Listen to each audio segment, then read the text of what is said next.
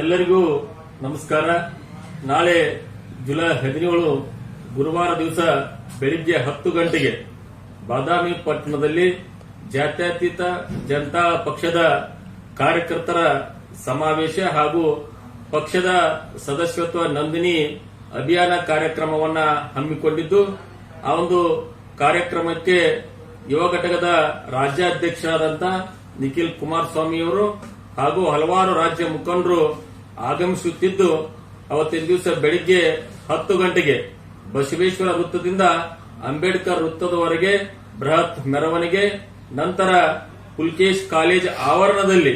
ಬೃಹತ್ ಸಮಾವೇಶವನ್ನು ಹಮ್ಮಿಕೊಂಡಿದ್ದು, ಆ ಒಂದು ಸಮಾವೇಶಕ್ಕೆ ನನ್ನ ಬಾದಾಮಿ ಮತಕ್ಷೇತ್ರದ ಎಲ್ಲ ಗುರು ಹಿರಿಯರು, ತಾಯಂದಿರು, ರೈತ ಬಾಂಧವರು, ಪಕ್ಷದ ಮುಖಂಡರು, ಕಾರ್ಯಕರ್ತರು ಹೆಚ್ಚಿನ ಸಂಖ್ಯೆಯಲ್ಲಿ ಆಗಮಿಸಿ ಆ ಒಂದು ಸಮಾವೇಶವನ್ನ ಯಶಸ್ವಿಗೊಳಿಸಬೇಕಂತ ತಮ್ಮೆಲ್ಲ ನಾನು ಕೈ ಮುಗಿದು ವಿನಂತಿಯನ್ನು ಮಾಡ್ಕೊಳ್ತಾ ಇದ್ದೀನಿ.